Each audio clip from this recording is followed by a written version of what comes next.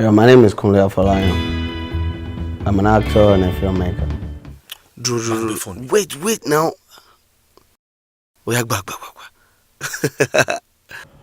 Well, what has changed? I think just two things. The number of movies, that used to be chunked out, between then and late 2000 has dropped drastically.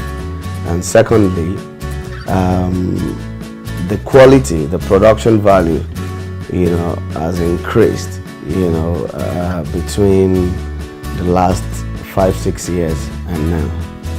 There are quite a number of great filmmakers in this country, and a whole lot of aspiring filmmakers as well. And in this age and time, things are changing fast, so fast. And it's either you join the winning team or the winning wagon, or you stop being in the business. I think nobody has to be spoon-fed, in this age and time before you actually know what is right from what is wrong. But we have a lot of issues in this country, which limit our creativity. And some of us just, struggle and,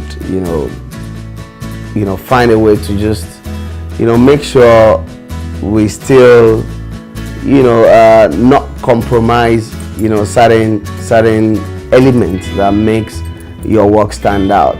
But stunt in Nigeria, I believe, by the time we start showing people the meaning of stunt, what it actually entails to actually have a stuntman do stuff, a lot of people think all the actors are the one that jump from up to down, or the actors are the one that goes into. But this is really going to be there's going to be a lot of enlightenment in that area, and I believe a lot of people will be doing a whole lot of stunts, and the stunt guys will also be making a lot of money in this country. The film that has gotten me there is Figuring. Aha! I thought so. Araromire. It's an ancient village named after a deity that brings good fortune. Coincidentally, Mona has been posted there. And up till now, I still get a lot of credit. I still get a lot of, the film still travels, far and wide. So I think Figuring is what, set that standard in the industry, and also has set my foot on this new path, of journey. We are a production company, and we seem to have our own equipment. But even at that, there's no way you not need minimum of 20 million to actually do a good movie, even if you have all the equipment in the world. So now imagine if you don't have equipment, and you need all these heavy lights, 6K, 12K HMI, you need generator, minimum of 40 kVA, you need to pay your actors, you need to pay the crew, welfare. It depends on where you're shooting. Your story determines your budget.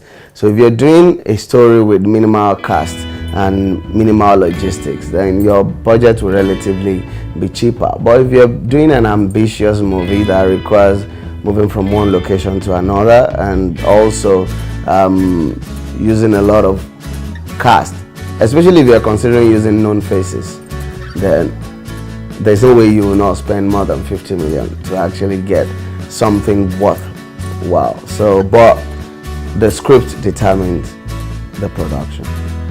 Well, I'm working on something very ambitious, and I just pray and hope I'm able to raise the fund to shoot this film. It's not just a film that will entertain, it's also a film that will set some records straight. It's also a film that will remind us of where we're coming from. It's also a film that will reflect Nigeria in 1960s. It is something that has never been done before in this country. So we're open to a lot of product placement, we're open to a lot of sponsorship. We're yet to decide our location because we're still talking to some state government. So wherever we get support is where we're going to go to shoot. But this is a film that will create, wherever the film is shot, will be a new, tourist attraction for the entire world. We're hoping to use some major white British actors because we have to set that era 1960, and then we still have, the colonial masters. The film is set at the backdrop of Nigerian independence, but it is really not the Nigerian story. But there's no way you can tell the story without talking about that era and that period of Nigerian independence. So it's something to look forward to.